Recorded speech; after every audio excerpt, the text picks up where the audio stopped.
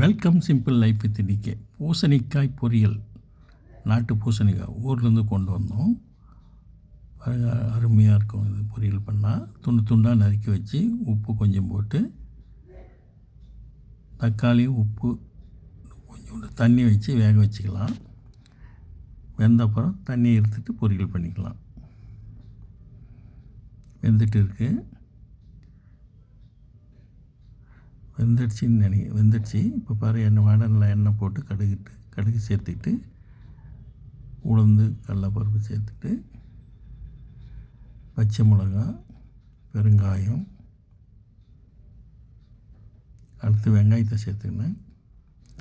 நல்லா வதங்கிடுச்சு. எங்கள் சேனல் லைக் பண்ணுங்கள், ஷேர் பண்ணுங்கள், சப்ஸ்கிரைப் பண்ணுங்கள். வெங்காயத்துக்கு தகுந்த உப்பு. ரொம்ப அருமையாக இருக்கும் பூசணிக்காய். ஏ வைட்டமின், சி வைட்டமின் நிறைந்த நார் சத்து கொண்ட பூசணிக்காய் பொரியல் ரெடி ஆகிடுச்சு. நீங்களும் செஞ்சு பாருங்கள். செஞ்சு பார்த்துட்டு கமெண்ட் பண்ணுங்கள். இது சாப்பிட்றதுக்கு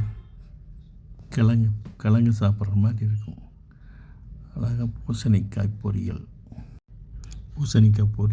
ரெடி ஆகிடுச்சு. உடனே பொரியல் செய்யணுன்னா டக்குன்னு இது மாதிரி செஞ்சுக்கலாம். சாப்பிட்றதுக்கு அருமையாக இருக்கும்.